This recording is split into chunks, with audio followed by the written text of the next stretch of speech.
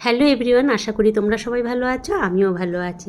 আজকে চলে এলাম একটা ব্রাইডের মেকআপ লুক নিয়ে। কি মিষ্টি ছোট্ট একটা ব্রাইড, তোমরা স্কিন দেখে বুঝতে পারছো ও কিছু করেনি বিয়ের আগে। যেটা ব্রাইডাল ফেসিয়াল বা স্কিন ট্রিটমেন্ট যেটা করা হয় মানে বিয়ের আগে, সেটা ওর করা হয়ে ওঠেনি। ও পরীক্ষা টরীক্ষা ছিল। ওর স্কিন টোন হচ্ছে মিডিয়াম টু ডার্ক। এই স্কিনে যদি আমি মেকআপটা করি তাহলে ফ্ললেস ভালো একটা স্মুথনিং মেকআপটা আসবে না। তার জন্য আমাকে ব্রাইডালের যে একটা ফাইনাল স্কিন ট্রিটমেন্ট করা হয় সেটা আমি একটুখানি ওকে করে দিলাম।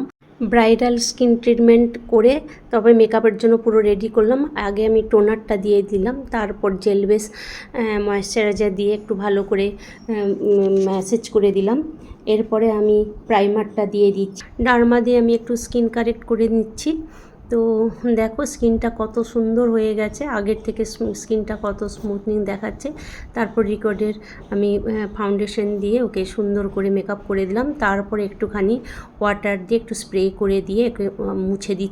বারবার বলছিল দিদি, আমি আগে যেখানে ব্রাইড করেছি ক্যানিং থেকে ও এসেছে, মানে ক্যানিংয়ে ওর বাবার বাড়ি, শ্বশুর বাড়ি চন্দননগর। তো ওখান থেকে ও এসে মানে সেজেছে যখন ব্রাইড, সেখানে তার পছন্দ হয়নি।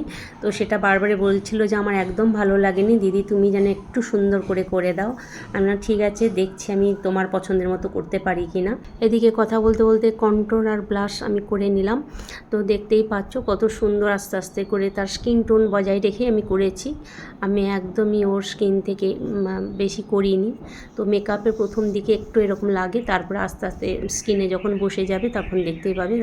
তারপর যেই আমি টিপটা পরিয়ে দিলাম, ও এত খুশি, সত্যি ওর এই খুশি দেখে আমি ভীষণ আনন্দ পেয়েছি। ভীষণ আমার মনটা খুব ভালো লেগে গেছে যে ও বলছে যে আমি ব্রাইডের তো মানে ব্রাইডালের সময় তো এত ভালো করে আমি সেজে উঠতে পারি না, আমার পছন্দ হয়নি, যে তুমি আমার সেটা ফুলফিল করলে। সত্যি আমার ভীষণ পছন্দ। দেখো ওকে দেখেই বুঝতে পারছো, বারে বারে সামনে আয়না দেখছে, মোবাইল দেখছে, দেখতেই পাচ্ছ। যে ব্রাইড এসে এখানে সাজতে বসে খুব ভয় পাচ্ছিল, যেহেতু আমায় চেনে না জানে না। ননদকেও বাড়ি যেতে বারণ করছিল, কিন্তু ননদেরও তো কাজ আছে, বিয়ে বাড়ি বললে কথা, ভাইয়ের বিয়ে। তো সেই জন্য সে বসিয়ে দিয়ে বলল, না দিদির কাছে করো, কোনো অসুবিধে নেই, আমি তো অনেকবার সেজেছি, 3-4বার সাজা হয়ে গেছে, তো তুমি করো। তো যাই হোক ও বসলো। তারপর যেই ননদ চলে গেল, এত গল্প আমাদের মধ্যে জুড়ে গেল, তখন আর মনে হচ্ছে না ওরও ভয় করছে, আমারও কিছু মনে হচ্ছে। দেখো পুরো কমপ্লিট ওর লুক হয়ে গেছে, খালি হেয়ারস্টাইল আর ড্রেসটা পরাবো। দেখতেই পাচ্ছ কত সুন্দর লাগছে। আই মেকআপ আর হেয়ারস্টাইল টিউটোরিয়াল যদি তোমরা দেখতে চাও, এর আগে দেওয়া হয়ে গেছে, ওটা দেখে নিতে পারো। তার জন্য এখানে পুরো কমপ্লিটলি দেখালাম না, একটুখানি জাস্ট দেখালাম হেয়ারস্টাইলটা শেষের দিকে। এরপরে ননদ এসে গেছে, সৌমিতা। তো দেখতেই পাচ্ছ ওকে আনতে চলে এসছে। আমার পুরো কমপ্লিট। কেমন লাগছে ওভারঅল লুকটা তোমার অবশ্যই তোমরা কমেন্ট করে জানিও।